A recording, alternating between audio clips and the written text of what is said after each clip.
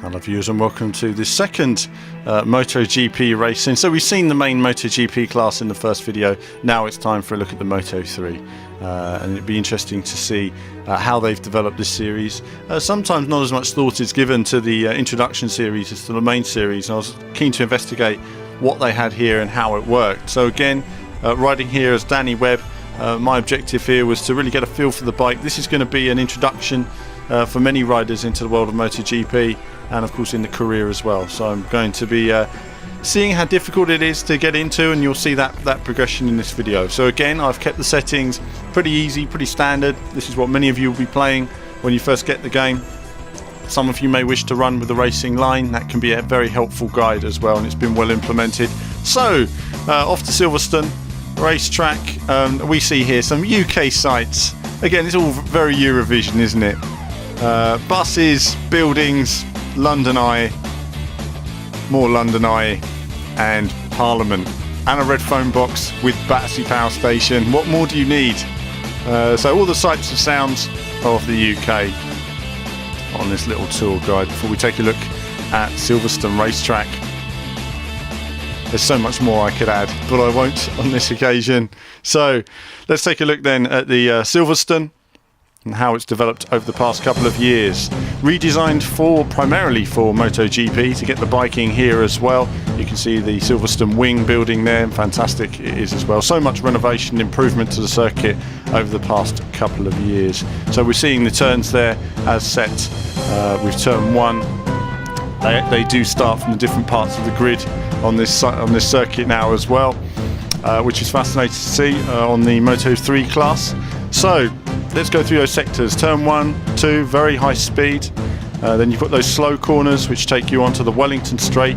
Again, there's overtaking opportunities there before the bikes get up to full speed down this long straight, which is going to lead them into the stadium complex. And you can see there, down that straight, overtaking opportunities at the end of that, in the stadium, into Luffield, and then that takes us onto Woodcott, round Copse. It's going to be very quick through there, into Maggots and Beckett's.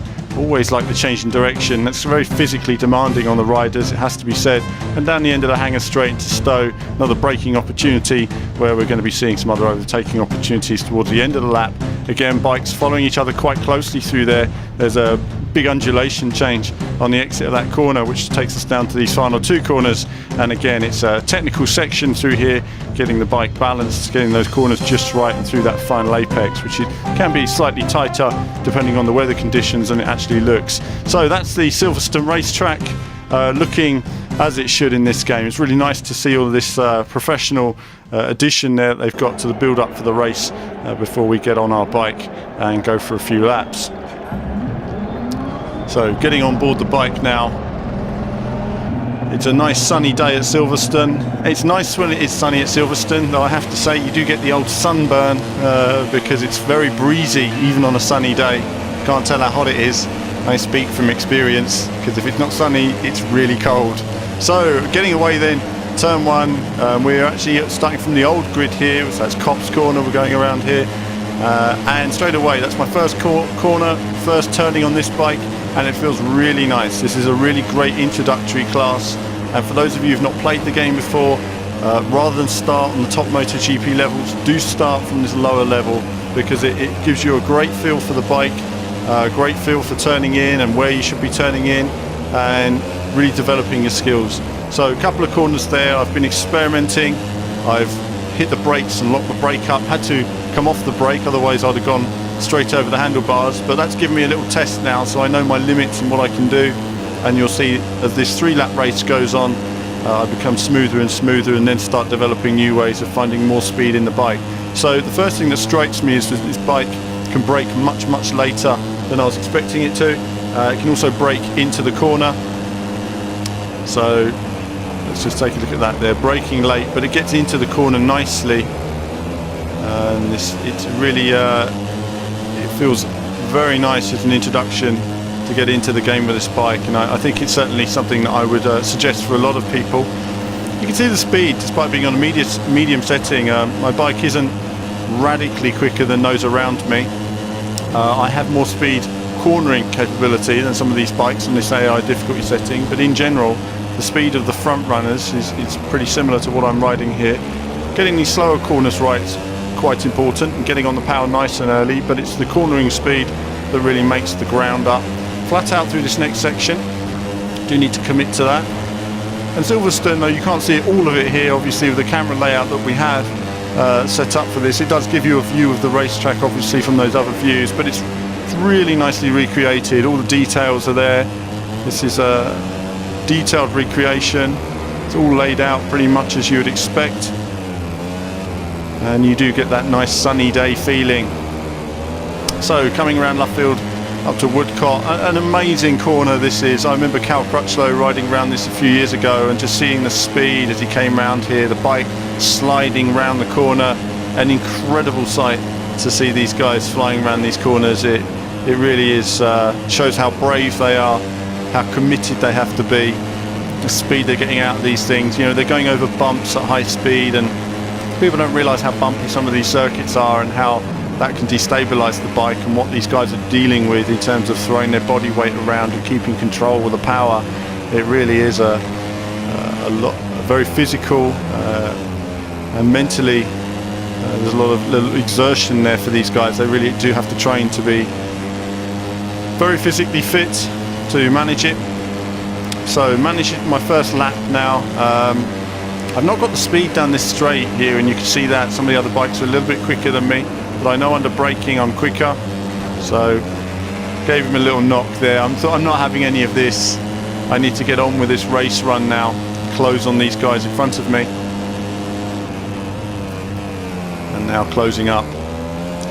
Nicely done through that final section. Though I didn't memorise my braking point, so I'm not consistent there yet, but that's pretty much the braking point you want.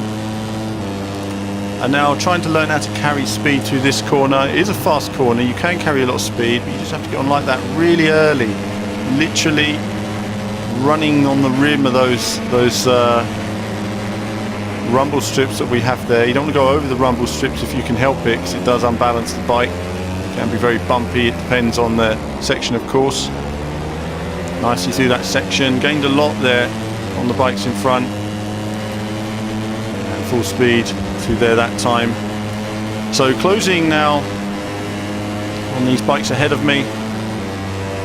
Let's see if I can outbrake them, but they are pretty good through this section. They're certainly quicker than me through this section. I'm just not able to make an impression. I am quicker through the corners with the way the AI is set. If you want the game to be more challenging, you can put it onto much harder settings, and I assure you it will be very challenging indeed.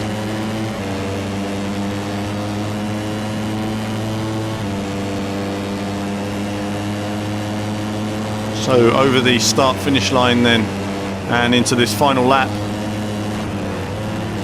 Little touch there, a little elbowing, running out a little bit wide. You wouldn't want to do that, has to be said. Cars can do it, bikes, really depends. Need a lot of confidence. Depends how bumpy they are, these corners. Through this section, I should imagine it's very challenging, very physical. Certainly getting it right, it's not easy.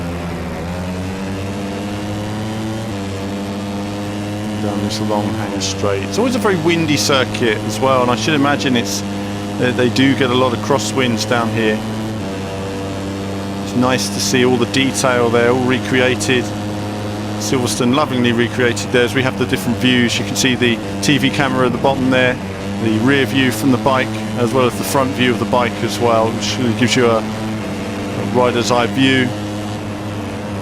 I think it shows just the detail there. As I brake a little bit late, I was trying a bit too hard to close on the bike in front, and pushed it a bit too much. I knew that time was limited, I oversteered. So you can see there I'm really trying to find more speed now in these dying moments of this race to extract something more from the bike. And again, they're taking too much speed into that corner, and of course that sent me wide here as well. So had to come out the power a little bit there and lose a bit of speed. So trying to push, but unfortunately I'm unbalancing the bike, and that's throwing me completely off kilter. There is a flow to these bikes, you know, you flow one corner into the other, and as soon as you make one mistake, it's likely you're going to make several more until you get back into the flow and the correct speed for each corner. Otherwise you're going too slow in the corner, and of course that creates an oversteer. So final few corners then, trying my best to brake as late as I can, get the bike in, get on the power, but I just can't do it. Trying my best, can I get on the power? No, just wasn't quick enough this time. Second place it has to be in this race, but a good race for a first race, and certainly it gave me a good idea of the skill set that you'd need for riding a bike like this as well. And he's very happy. Podium place, second place, and you see a little podium sequence as well with all of that. So that was good fun. It was a nice introduction, graphically looked good, handled very well for a standard handling. Very satisfied with it so far. Again, if you haven't seen the first look, do check that out to see all the options that are in the game. There are stacks of options. You can make it as complex, as much as a simulation as you want it. All the riders, all the details, all the polish and presentation. And of course there's the handling videos as well, and you can see those here, so you can see what kind of handling model may suit you. This is very much myself just rambling on for a while and giving you guys feedback on the bike and how it's handling and where I'm learning the skills and everything else. So it does take time, but that's it from me for now. As ever, there'll be more from me and more MotoGP action in the coming days and weeks. That's it from me. More soon.